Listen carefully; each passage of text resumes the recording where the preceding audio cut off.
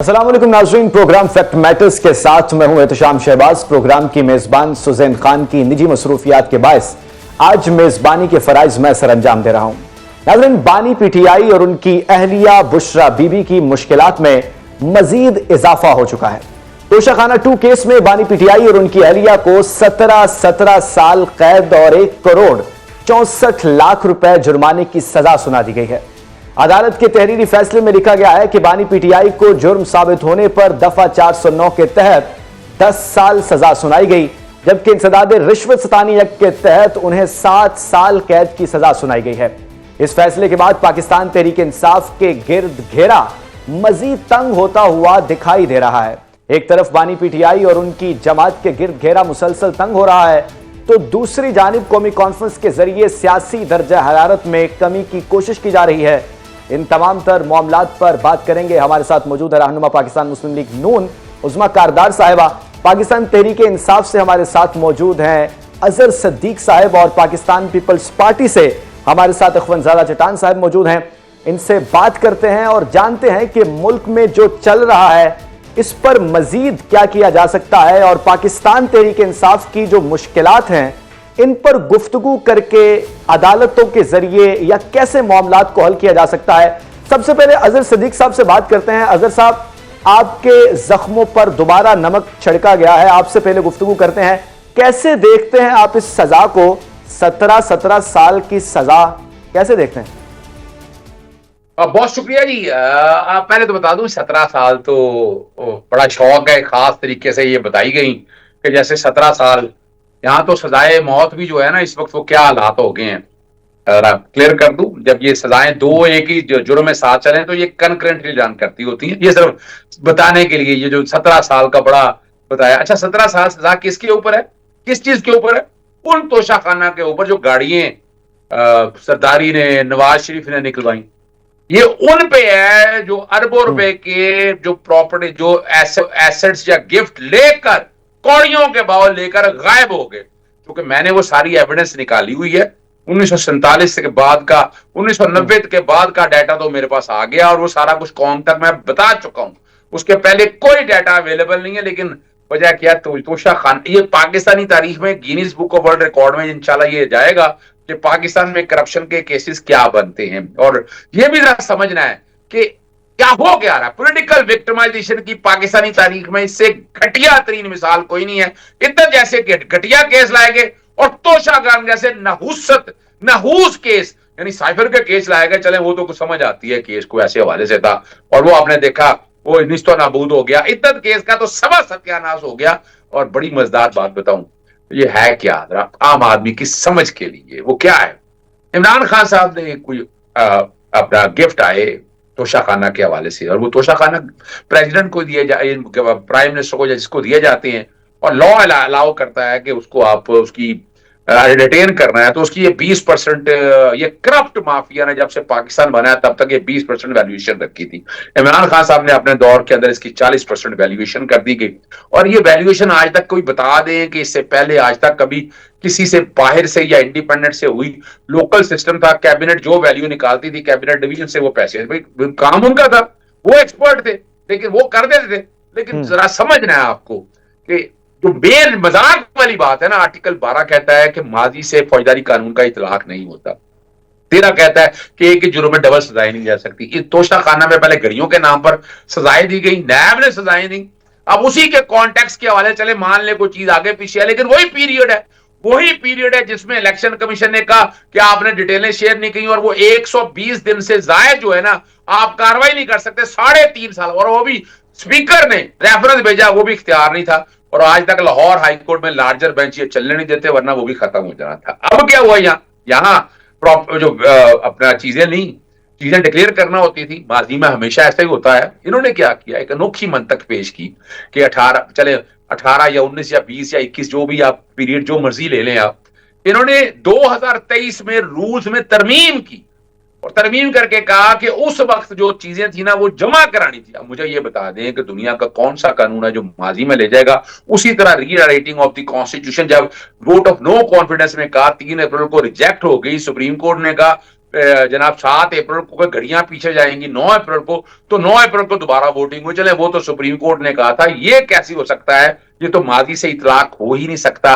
और आप रिवैल्यूएशन कौन कर रहा है? अल्लाह रखा मोहम्मद बूटा भी कौन है? कोई एक्सपर्ट है? वो एक क्लर्क था। अच्छा, और माजी में बता दें, मैं चैलेंज कर रहा हूं इस हवाले से, बता दें कि इस तरह की वैल्यूएशन किस किस में हुई है। ठीक है अजहर साहब, उस्मा कारदार साहब से इस हवाले से पूछते हैं। उस्मा कारदार साहब, अदर साहब कह रहे हैं कि Guinness book of world record में ये लिखा जाएगा जितनी तेज बानी पीटीआई को सजाएं दी जा रही हैं जजेस की जानिब से, आप क्या कहेंगे इस पर?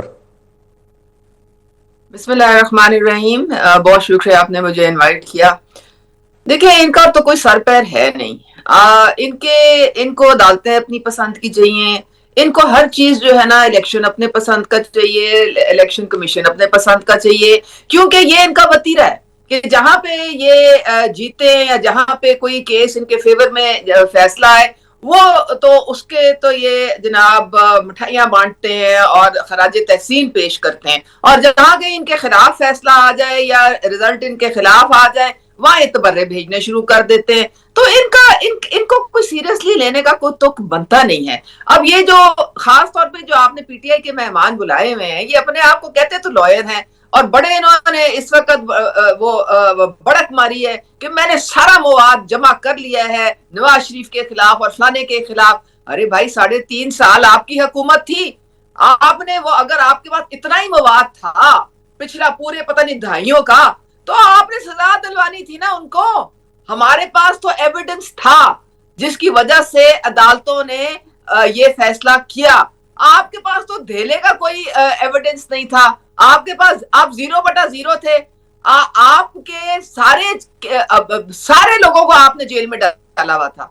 कौन ऑपोजिशन का बंदा था जो आपके दौर में बाहर हो? आपने तो मंशियात का केस जाली डाला राना साहब। इसके साथ तो सवाल ये भी पैदा होता है कि आप अजहर साहब से सवाल कर रही हैं, एक सवाल तो ये भी पैदा होता है कि जब जजेस लगाए गए 26 और 27 में तरमीम की गई, अब तो उनके कहने के बकौल तो जो फैसले हैं वो आपकी मर्जी के आ रहे हैं। देखिए, कोई मर्जी का फैसला नहीं होता है, ये पार्लियामेंट की सवाबदीद होती है। Legislative body highest supreme body parliament है, इसमें कोई मेरा तेरा नहीं होता। इसमें सारे लोग जो है वो अपना मैंडेट दे के अपने अपने रिप्रेजेंटेटिव्स को भेजते हैं, और अगर कोई तरमीम आई भी है तो 2/3 मेजॉरिटी चाहिए उसके लिए। वो मजाक तो नहीं है, वो कोई ये जो तमाशा तो नहीं है जो ये लगा के बैठे रहते हैं। आपके पास अगर 2/3 मेजॉरिटी है, आप तब कोई तरमीम ला सकते हैं। आप मेहरबानी करके इन तरमीम को सीरियसली लें। ये कोई किसी की अपने मनपसंद जिसे कहते हैं अपनी ख्वाहिशों पे ये तरमीमें नहीं होती हैं। ये बहुत हम एक कॉन्स्टिट्यूशन को फॉलो करते हैं, हम एक ये तो हम देखते रहे हैं हर दौर में जो सियासी जमात है उसका जो हुक्मरान है वो अपने मनपसंद ही तरमीम करता रहा है। ये कोई नई बात नहीं है। नहीं, देखिए, ये कोई डिक्टेटरशिप नहीं है। यहाँ पे इस वक्त जमहूरियत है। अगर कोई डिक्टेटर लाता है वो ऑर्डिनेंस लेके आता है। अगर आप यहाँ पे पार्लियामेंट में कोई कानून साजी करते हैं तो आप कलेक्टिव विजडम के साथ करते हैं। और फिर ये जनाब इनका आप हाल ये देख ले कि ये जो सारा ड्रामा और नौटंकी लगाया हुआ है अडियाला के बाहर, ये था ही सिर्फ एक मकसद कि तोशाखाना 2 का जो इनको पता था कि करप्शन इंतहा की गई है, मिस यूज ऑफ अथॉरिटी इंतहा की है, सारे सबूत इनके खिलाफ मौजूद हैं, इसीलिए नौटंकी लगती थी। ये कलेक्टिव विल के साथ सारे फैसले हो रहे हैं। कलेक्टिव विल किसकी है? जो पीपल्स पार्टी और नून लीग की 2/3 अक्सरियत है उसकी है या फिर अवाम की है? असल जो है ना आईने पाकिस्तान है जरा अंग्रेजी में, उसका उर्दू तर्जमा भी दस्तयाब है, इसीलिए आपको समझ नहीं आती है, और अंग्रेजी में है ना, इसीलिए आपको समझ नहीं आती। हमें पता है इसका, फारसी में भी दस्तयाब है। और बड़ा मुश्किल काम है, कोई घर का सालन नहीं बनाना होता। मैंने मांगी थी रोशनी की दलील, उसने गंदम की खबर दे दी। ठीक है ना जी? आप अपना इंसाफ का हिसाब है, वो सुनाने लगा फसल कैसी रही। इसके बाद आऊंगा अजहर साहब के सवाल के जवाब के बाद मैं आपके पास ही आऊंगा। पूरा वक्त आपको दिया जाएगा, आप अपना मुद्दा जो है वो बयान कर सकेंगी। अजहर साहब के बाद मैं आपके पास ही आऊंगा। अच्छा, समझिएगा बात को। सवाल देखे ना, गंदम और चने की बातें नहीं हो रही यहाँ पर। यहाँ बात हो रही है आईने पाकिस्तान 1973 की और अवाम की। अवाम की विल क्या है? تو عوام ووٹ دیتی ہے. فارم 45-47 کا نہیں ہے. تمام ٹی وی نے دیکھا, ہر ایک نے دیکھ کے سب کچھ سمجھ آ گئی. اور 26ویں اور 27ویں ترمیم میں ہم وکیل ہیں, جو تباہی و بربادی کی ہے وہ ہمیں بتایا. آخر عدالتوں میں دیکھیں کیا حال ہے یہاں پر, کیا ظلم اور زیادتی ہو رہی ہے. چلیں ان کو نہیں اندازہ, اللہ نہ کرے کہ یہاں پاکستان تحریک انصاف کی جگہ یہ ہوتی تو یہ تو شاید میرا خیال ہے جا کے کشمیر میں جا, ہاں نریندر مودی کے پاس جا کر چھپ جاتے. لیکن چھوڑیں, کوئی فرق نہیں پڑتا. پاکستانی تاریخ میں یہ کارنامے آپ کے عمران بتائے خان نے ہیں. نا آ کر یہ یہ ہم نے سارا نہیں, یہ جو آپ کے نظام کارنامے دیکھا ہیں. ہے نا, آپ جا کے مودی کی گود میں عمران بیٹھے خان نے یہ دستخط. سارے حالات اور واقعات فیس کیے ہیں. انہوں نے فیس کیے ہیں حالات اور واقعات, اور جیل میں رہا ہے. نہ پلیلٹس گرے ہیں, نہ ملک سے بھاگا, نہ ڈیل کی, نہ ڈیل چاہی, اظہر اور صاحب ظلم اور اس زیادتی کا ملک یعنی کی ایک میں نے آپ تاریخ کے ہے سامنے کہ بتایا نا, جو ان کے پاس فیصلے پچھلے جواب کوئی ہوتے تھے نہیں ہے. پچھلی حکومتوں میں بانی پی ٹی آئی بھی سزائے دیتے رہے ہیں, جیل کرواتے رہے ہیں نون لیگ نہ کے نہ ہم رہنماؤں نہیں کو, سزائیں دیتے آج رہے, وہی میں آپ کو تاریخ بتا دوں. دوبارہ دہرائی جا رہی ہے. یہ کام نہ جب نہ ایک نہ نہ پوائنٹ پر نہ, رکے یہی گا فرق تو ہے. اس کے بعد کوئی نیا پیراگراف شروع ہوگا میرا خیال سے. نہیں نہیں نہیں نہیں, ذرا سمجھنا ہے آپ کو. ہم نے اب دیکھا نا, ذرا سمجھنا ہے کہ ہے کیا, ذرا سمجھنا ہے. ہائیبرڈ نظام ہے نا, ٹھیک ہے نا جی. ہم اور ہائیبرڈ نظام کا مقصد کیا ہے؟ ہائیبرڈ نظام کا یہ ڈکٹیٹر کی کوئی تھرڈ کلاس فارم ہے کہ جہاں ان کو خود نہیں پتا لسٹ. یار یہ 26ویں ترمیم کہاں سے آئی؟ وزیر قانون کا بیان آپ کے پاس موجود ہے. 27ویں ترمیم شیرین اپنا نا خود مانگتے رہی پیپلز پارٹی کے کہاں پر ہے, وہ پھر بتایا ان کو. اب ہمیں سمجھنا یہ ہے کہ کیا عوام نے تسلیم کیا یہ 26ویں 27ویں ترمیم کو؟ نہیں کیا. صرف کیا وجہ کیا ہے کہ آپ ظلم اور زیادتی کرتے رہیں گے, کرتے رہے, کیا فرق پڑتا ہے. لیکن یاد رکھیے گا, یاد رکھیے گا, یہ کلیکٹیو ول اگر ہوتی تو عوام یہاں پر اگر مٹھائیاں بانٹ رہے ہوتے, کہہ رہے ہوتے, اچھا اس کلیکٹیو ول کا ایڈوانٹیج کیا ہوا. گفتگو کے سلسلے کو آگے بڑھائیں گے اور مزید بات کریں گے کہ اپوزیشن میں کتنا دمخم ہے ان چیزوں کو روکنے کا, وکلا کیا کر رہے ہیں, سنتاس معاہدے پر بھی گفتگو کریں گے. سب سوال یہ ہے کہ ابھی ہم پیپلز پارٹی کے رہنما سے بات کرنے سے پہلے پاکستان مسلم لیگ نون اور بانی تحریک انصاف کے حوالے سے, سزاؤں کے حوالے سے بات کر رہے تھے. اب سوال یہ ہے کہ کولیکٹیو ول پر یہ فیصلے ہو رہے ہیں, کولیکٹیو ول کس کی ہے؟ عوام کی مرضی کی ہے یا پیپلز پارٹی اور نون لیگ کی مرضی کی ہے؟ کیونکہ پوری تحریک انصاف یہ کہہ رہی ہے کہ پاکستان مسلم لیگ نون اور پیپلز پارٹی اپنے مفادوں کی بنا پر یہ سارے فیصلے کروا رہے ہیں. کون کون سے ایسے فیصلے ہیں جو وہ مسلم لیگ نون اور پیپلز پارٹی کی مرضی سے ہو رہے ہیں اور جس میں عوام کا مرضی شامل نہیں ہے, جس میں سے سوسائٹی کا مرضی شامل نہیں ہے, جس میں میڈیا کا مرضی شامل نہیں ہے؟ وہ مثال کے طور پہ مجھے بتائے وہ کون سے فیصلے ہیں. سر دیکھیں سر, ایک منٹ. ترامیم ہو رہی ہیں 2/3 اکثریت سے. 2/3 اکثریت میں کون کون شامل ہے؟ 2 پارٹیاں شامل ہیں, پاکستان مسلم لیگ نون اور پاکستان پیپلز پارٹی. 2/3 اکثریت سے جب ان کا ہاتھ کھڑا ہوتا ہے تبھی ترمیم منظور ہوتی ہے.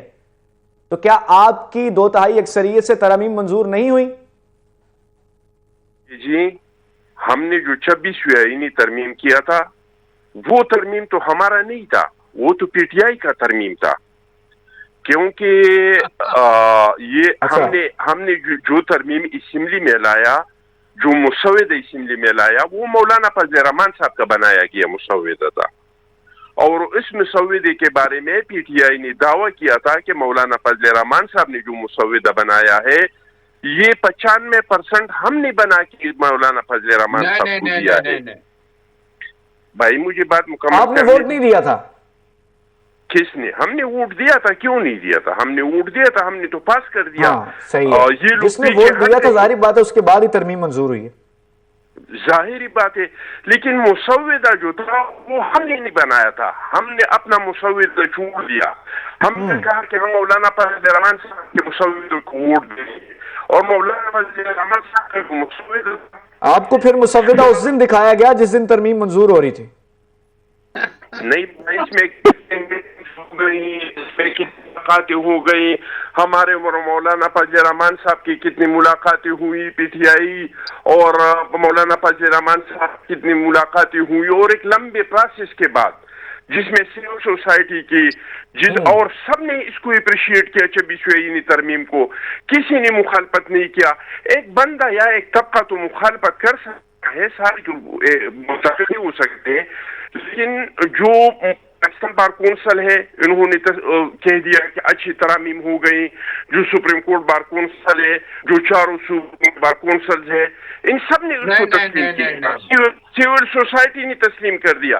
तो अगर एक बंदा या एक तबका उसको तस्लीम नहीं करे तो इससे क्या फर्क पड़ता है? लेकिन सर इस बात का जो है ना पैरामीटर क्या है कि सिविल सोसाइटी ने उसे तस्लीम किया या नहीं, वो पैरामीटर जरा अलग हैं। पार्लियामेंट के बंदों ने तस्लीम कर लिया, उस पर वोट दे दिया, उस पर इसका मतलब ये नहीं है कि सारी आवाम ने उसको कबूल कर लिया। पहले तो आप बात ये क्लियर कर लें। सबसे पहली बात तो ये कि जो असम्बली है ये अवाम की नुमाइंदा असम्बली है। दूसरी बात ये कि अवाम के यूनियन है, अवाम के ऑर्गेनाइजेशन है, अवाम के नाम भी है असम्बली के बाहर भी। जिस तरह मैंने आपको सुप्रीम कोर्ट बार का कह दिया, पाकिस्तान बार कौंसिल को कह दिया, हाई कोर्ट्स के जो बार है इनको मैंने आपको कह दिया, जिस तरह का मीडिया का तंजीमें है, प्रेस की तंजीमें है, तो ये नुमाइंदे है ना अवाम की। अगर वो एक चीज को तस्लीम करे तो इसका मतलब ये है कि ये अवाम ने उसको तस्लीम कर दिया। तो ये सब तबकात ने उसको तस्लीम किया था।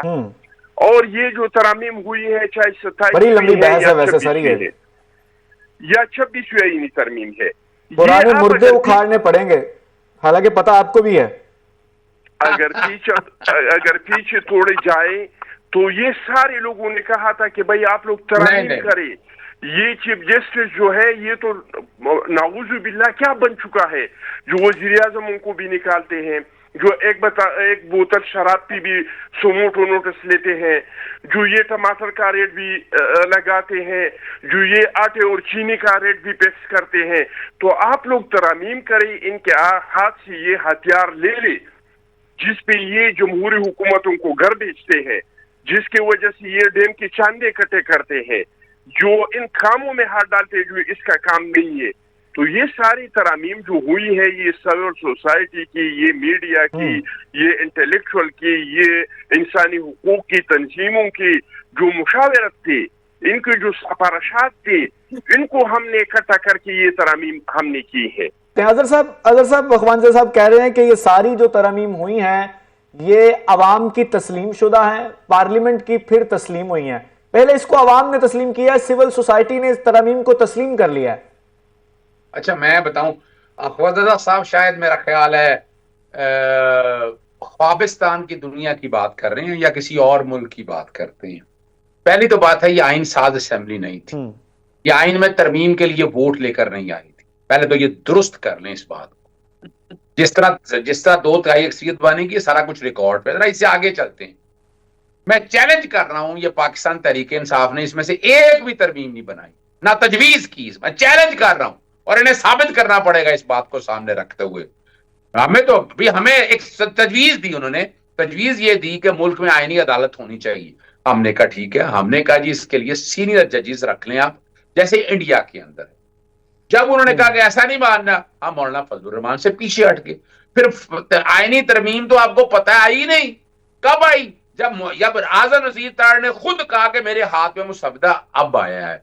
और फिर पाकिस्तान बार काउंसिल के 23 मेंबर से 23 में से 16 मेंबर ने अगर तजवीज कर दिया हुकूमती मेंबर ने, इसका मतलब है पूरे वकला बरादरी ने कर लिया। नहीं, हाई कोर्ट बार झूठ बोलते हैं कि तमाम बार काउंसिल्स ने किया, बिल्कुल नहीं किया तमाम बार। फिर ठीक है, उनमें से जो हुकूमती तबके थे उन्होंने कंसेंट दे दी। और कौन सी सिविल सोसाइटी, कौन सी ह्यूमन राइट ऑर्गेनाइजेशन, कोई नाम बताएं कि जिन्होंने आकर इस पर तरमीम, जिसकी बताया हो। जो चैलेंज करने वाले लोग थे वो सारे सिविल सोसाइटी के लोग थे, वो बार काउंसिल्स के लोग थे, उससे वो पॉलिटिकल पार्टीज के लोग थे। और रिकॉर्ड की बातें मौजूद हैं, इनको तो खुद नहीं पता। जैसे इनको इतना भी नहीं पता कि 1973 का जो आइन जुल्फकार अली भट्टो ने मुतफिका बनाया था, उसने खुद आर्टिकल 184(3) को आज भी आर्टिकल 175 के अंदर तरमीम करके सुमोटो का इख्तियार तो है। फर्क सिर्फ इतना है वो आईनी अदालत के पास आ गया। वो आईनी अदालत जो मर्जी और कमाल देखे इनका, बेवकूफ अवाम नहीं बनने वाली।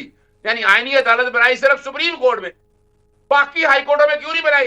कहते रहे कि जनाब हम आईनी बेंच बनाएंगे, सिर्फ सिंध हाई कोर्ट में बना, बाकी बेंचों में बने ही नहीं। और उसकी ताजा तरीन मिसाल देख लें, यानी ये कहते हैं कि किसी गवर्नमेंट को सुप्रीम कोर्ट ने भेजा। ये भी चैलेंज करता हूं, कौन सी हुकूमत को सुप्रीम कोर्ट ने भेजा है?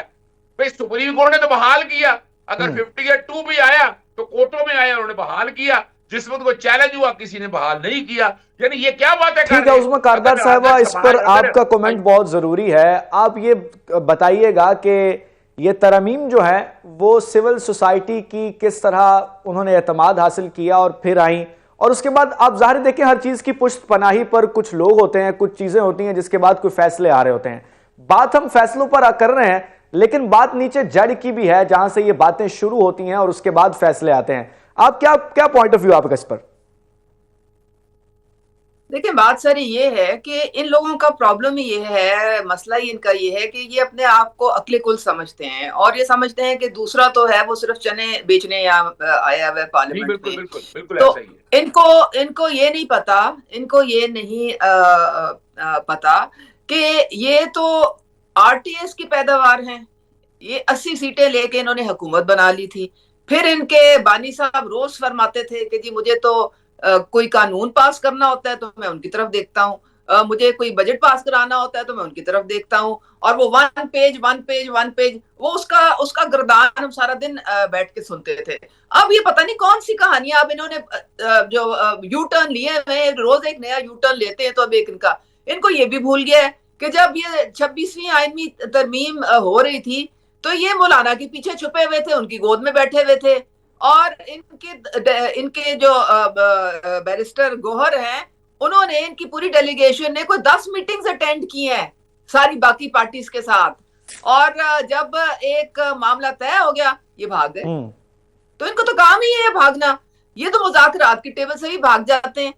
मतलब है कि हमारी सारी वहां पे सीनियर क़यादत बैठी हुई थी मुज़ाकरात पे, और जब उन्होंने कहा जी आप कोई ले और दे के कोई कॉम्प्रोमाइज करके तो हम किसी फैसले पे आते हैं, भाग गए। नाज़रीन, पाकिस्तान में मुआशी इशारे बहुत ही नहायत अहमियत के हामिल होते हैं, क्योंकि पॉलिटिकली पाकिस्तान जिस तरफ भी जा रहा हो सबसे पहली नज़र मुआशी इशारियों पर होती है, डिजिट्स पर होती है, नंबर्स पर होती है कि पाकिस्तान किस तरफ गामजन है।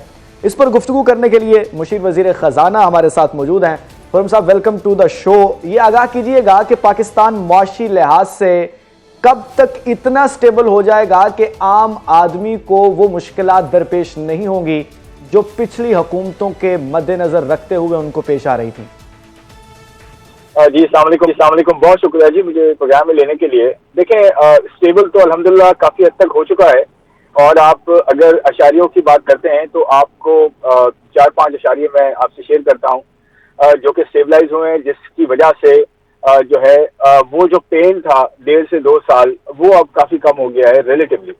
उसमें एक सबसे बड़ी जो चीज़ होती है वो एक आम आदमी को अफेक्ट करती है, वो महंगाई की शरह होती है। और महंगाई की शरह में जो इस्तेकाम आया है ये एक बहुत बड़ी डेवलपमेंट है, क्योंकि आप अगर लास्ट 2 या 3 सालों का नंबर देखें तो आपके यहाँ डबल डिजिट्स में जो है महंगाई की शरह बढ़ी है, 24%, 29%, उससे पहले 11-12%।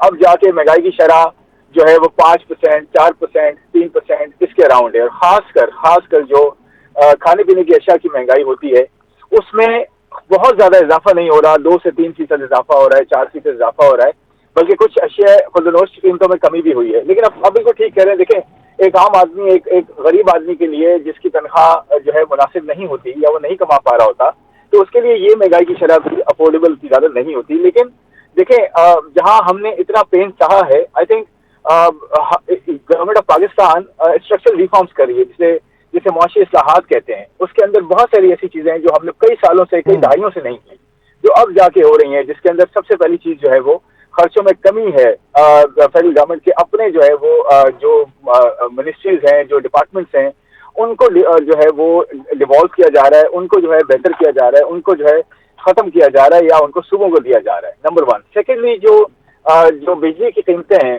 उसमें जो है बहुत काम हो रहा है। आपने देखा होगा प्राइम मिनिस्टर ने 2 मरतबा जो है कमी का ऐलान किया है, और 38 रुपए पर यूनिट से अब जो है एडिशनल, अगर हाउस होल्ड भी जो है वो एडिशनल बिजली खर्च करते हैं तो वो 22-23 रुपए की जो है उन्हें पड़ेगी। और आने वाले दिनों में आप मजीद देखेंगे कि एनर्जी की कीमतें, तवानाई की कीमतें, खासकर बिजली की कीमतों में कमी होगी। फिर पेट्रोल की कीमतें देखें तो पेट्रोल की कीमतें जो है 330 रुपए पर लीटर पेट्रोल चला गया था, आज 260-270 के अराउंड है। डीजल में देखिए अभी कमी की गई है, डीजल की कीमतों में 12-13 रुपए कमी की गई है। लास्ट जो है वो जो चेंज आया है उसकी वजह से जो किराए हैं, जो देहाती इकोनॉमी हमारी रूरल इकोनॉमी उसमें जो है वो बेहतरी आ सकती है। उसके अलावा आगे जाते हुए अगर आप देखें रुपया स्टेबल होता है और है भी काफी टाइम से, और शायद सूद में कमी रिलेटिव, तो उसकी वजह से कारोबार में बेहतरी होती है। कारोबार को जो है वो पैसा सस्ता मिलता है, सस्ता मिलता है तो एक्सपेंड करते हैं, वो रोजगार बढ़ाते हैं, वो इंडस्ट्रियल लगाते हैं, वो जो है इकोनॉमिक एक्टिविटी में इजाफा करते हैं। तो ये जो माशी अशारियाँ हैं इनको अगर सामने रखें तो मेरे ख्याल में वो जो एक पेन वाला दौर था वो एटलीस्ट अल्हम्दुलिल्लाह बेहतर हो। और आप देखें जो डिमांड साइड है जिसमें सीमेंट की आप सेल्स देख लें, कंस्ट्रक्शन में बेहतरी आ रही है, जिसमें फर्टिलाइजर की सेल्स देख लें, एग्रीकल्चर में बेहतरी आएगी आगे जाते हुए, वो इंडिकेशंस होती हैं। उसके अलावा आप गाड़ियों की सेल्स बढ़ रही हैं। उसके अलावा अगर आप जो है वो पेट्रोलियम प्रोडक्ट्स की जो है खपत देखें उसमें थोड़ा इजाफा हुआ है।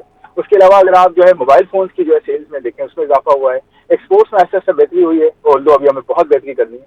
तो मेरे ख्याल में ओवरऑल जो इकोनॉमिक अशारियाँ हैं स्टेबिलिटी का इशारा कर रहे हैं, और इंशाल्लाह कंटिन्यूटी रहती है, कंसिस्टेंसी रहती है, तो आप देखेंगे कि आम आदमी की जो जिंदगी है उसके अंदर उसकी कमाने की सलाहियत बेहतर होगी, महंगाई में उसे कमी का सामना होगा और रोजगार में बेहतरी आएगी। जी खुर्रम साहब, पाकिस्तान का सबसे एक बड़ा मसला ये टैक्स नेट के अंदर लोग बहुत कम मौजूद हैं, टैक्स पेयर जो है वो इतने कम तादाद है। लेकिन अब मामला क्या है, हुकूमत ने इस हवाले से बहुत सारी पॉलिसीज भी अपनाई हैं। अब कितने फीसद लोग जो हैं वो टैक्स दहिंदगान हैं उसमें आ चुके हैं?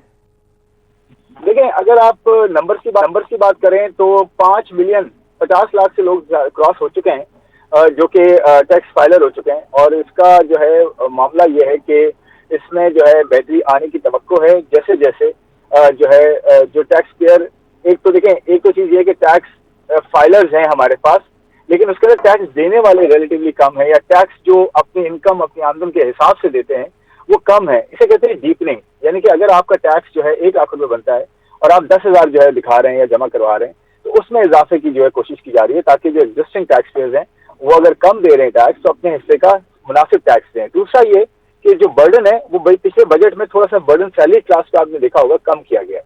जो पहले 3 स्लैब्स हैं उसमें खातिर खा कमी हुई है। अब जो 1 लाख रुपए महीना कमाता है वो सिर्फ 500 रुपए टैक्स देता है, सैलरी क्लास की बात कर रहा हूँ। इसके अलावा जो है आप देखेंगे कि कॉर्पोरेट टैक्स में थोड़ी सी कमी की गई है बजट में, लेकिन कॉर्पोरेट टैक्स में जो कि आपके यहाँ डॉक्यूमेंटेड फॉर्मल इकोनॉमी है उसमें टैक्सेशन में आपको इंशाल्लाह कमी नजर आएगी। इसमें कोशिश की जा रही है। इसकी लिए गवर्नमेंट ऑफ पाकिस्तान ने, मिनिस्ट्री ऑफ फाइनेंस ने जो टैक्स पॉलिसी है वो मिनिस्ट्री ऑफ फाइनेंस में अब वो ले आए हैं। फाइनेंस के अंदर पहले वो एफबीआर के पास थी, और अब ये होगा कि एफबीआर सिर्फ टैक्स इकट्ठा करेगा, जो पॉलिसी होगी वो फाइनेंस बनाएगा, ताकि ये देखा जाए कि सिर्फ कलेक्शन इंपॉर्टेंट नहीं है, कहाँ से कलेक्शन हो रही है और कहाँ से होनी चाहिए और कहाँ से कम होनी चाहिए, वो इंशाल्लाह इस बजट में आपको नजर आएगा आने वाले बजट में। सर पॉलिसीज की बात तो होती रही, लेकिन यहाँ मसला है आम आदमी की उजरत का। आम आदमी की जो उजरत है वो किसी जगह पर हुकूमती इदारों में उसे वो मिलती है जो हुकूमत की मुकर्रर करदा है, लेकिन फैक्ट्रीज में और मुख्तलिफ एरियाज में उसको वो भी उजरत नहीं मिल रही होती। इस हवाले से जो मिनिस्ट्री ऑफ फाइनेंस है वो क्या कर रही है? हुकूमती पॉलिसियों में कोई रद्दोबदल है, कोई इंप्लीमेंटेशन करवाने का तरीकेकार नया लाया जा रहा है, क्या सीन है इस हवाले से? देखिए आपने देखा होगा इस बजट में जो है कोई मिनिमम वेज जो है उस तरह से नहीं रखी गई, बल्कि ये छोड़ा गया था कि सूबाई जो बजट है, सूबाई बजट है वो अपने एरियाज में, अपने रीजन्स में उसको जो है डिसाइड करें, जैसे सिंध गवर्नमेंट ने किया या दूसरी गवर्नमेंट्स करती हैं। तो मेरे ख्याल में प्रोविंशियल साइड पे प्रोविंशियल सब्जेक्ट ये होना चाहिए, और प्रोविंसेस को देखना चाहिए कि उनका जो है कारोबार है तो वो उनको किस तरह से मिनिमम वेज को इंश्योर करें, रखें भी और इंश्योर भी करें। लेकिन देखें बात ये है कि एक जो मार्केट इकोनॉमी होती है, जो है वो इकोनॉमी जिसमें जो है हर चीज जो है वो मार्केट के ऊपर होती है, उसमें ये होता है कि उसमें आप मिनिमम वेज नहीं करते, बल्कि वो मार्केट डिटरमिन करती है डिमांड सप्लाई पे।